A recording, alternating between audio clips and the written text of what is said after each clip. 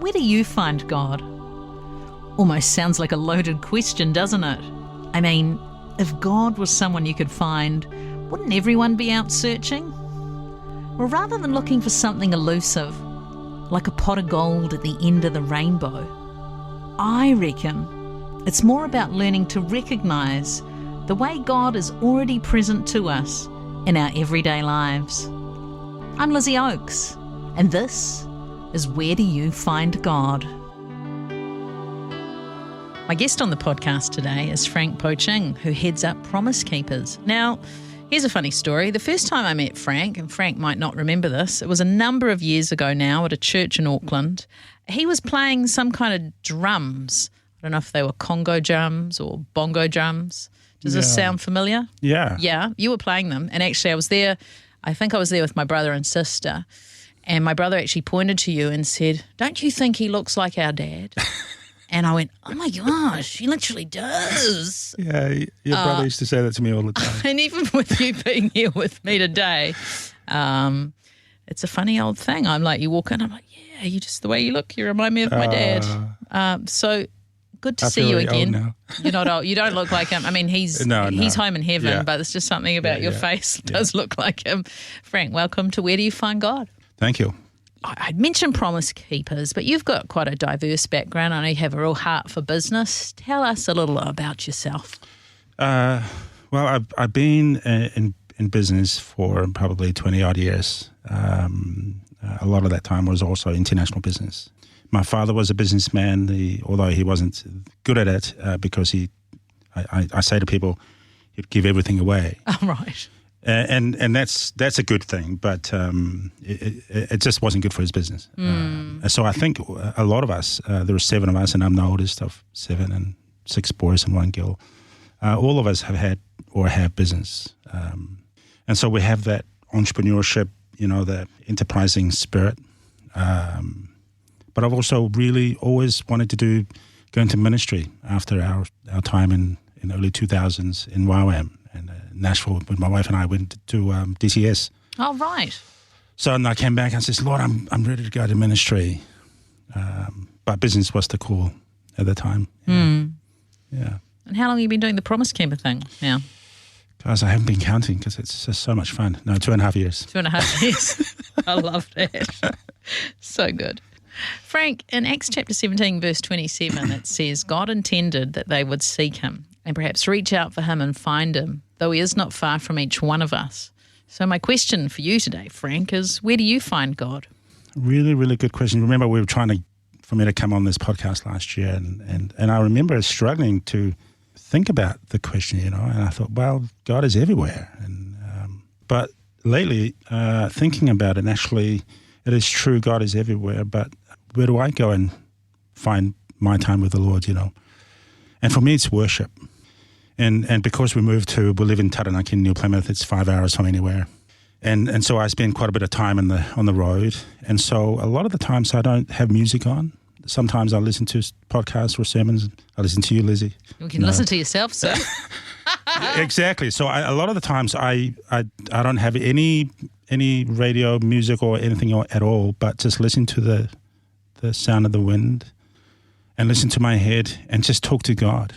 And what's that like? It's very quiet. But also I think about business. I think about ideas a lot, which is why I really love that quiet time. Sometimes when it's crazy at home, I get in the car and I drive for half an hour down the coast and sit there. But worship is where, so there's really good worship. And then there's worship is like, okay, just turn it off, right?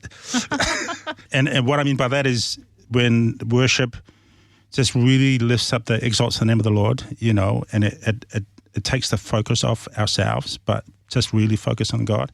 That is the kind of the worship I really, really like. And I really engage with the Spirit, with the Holy Spirit. And other times when I don't have worship on, I just close my eyes. Not when you're driving, though, eh? Yeah. I knew you were going to say that. but what that is just tuning out the noise, the world. But worship for me is one of the things that I cry. Some people just have a great time, but I just go into a mess and the presence of God just comes in and creates a big mess, you know. So in worship, you find God and He finds you and touches your heart.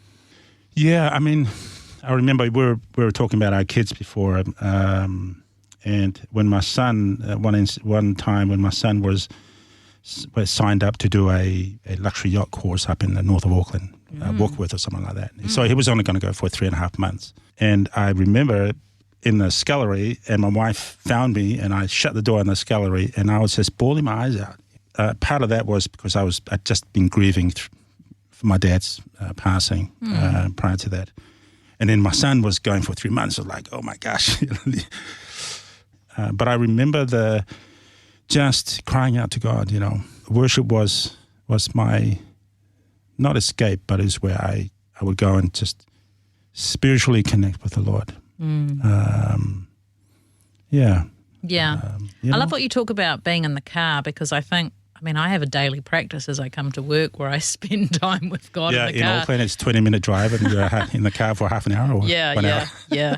You know, for me it's almost like a holy space. It's like, oh, there's no one else in the car. There's just you and me, God, you know, and the door shuts. It all goes quiet. Yeah. I mean, you know, in Psalms you find that sanctuary. Just find that place where it's special for you. It's somewhere in the garage or, you know. I remember many years ago, Heidi Baker from the Irish Ministries, the first time I listened to her, she said her place is diving. That's where she meets God. Nice. I was like, oh my gosh, I'd be saying, God, come save me. Yeah, exactly. I would only dive to eat, right? Like being a Samoan, I was like, okay, but that would be the last place I'd go. That's where I meet with God. But it's so amazing because nature, that's what I get from that. Yeah. But the other place is prayer. And I think there's something about shutting the noise out and focusing on God. That's prayer and worship, you know, that's where I go. Interesting. A theme that you've mentioned a few times in our conversation is one of tears. You know, you are in worship and you become a mess, which I presume may involve tears. A lot of tears. You talked about grieving your dad and then your son leaving, tears. As a man, has that been something that you've been comfortable with? Have you had to learn how to cry? Funny story. For our missions on DTS in YWAM, we went to Mexico and we did some work with a local pastor there. And one of the first nights during the service, he prayed for me and I must have been crying too because it was pretty after worship. And he prophesied for me and he says, "You are weeping Jeremiah." Oh. And I haven't stopped crying since. But the getting used to it, I don't think you can. Some people laugh when they in the presence of God, right? I wish I'd laugh instead of crying. I remember when I first became a Christian many years ago, I noticed that God was really doing amazing stuff in me. And so I wanted to talk to the pastor. And I went to the senior pastor's office and pouring my heart out, right? It was big office. And I looked around and I couldn't see a box of tissues. And I said, "Do you have any tissues?" And he said, No. We're men don't cry. No. So I think I used my sleeves instead. But I think when I find myself in God's presence, like it says in Malachi, you know, Malachi 3, I think, who can stand the presence of God when he walks in? I'm paraphrasing now. And am I used to it? Probably. I expect it. Yeah.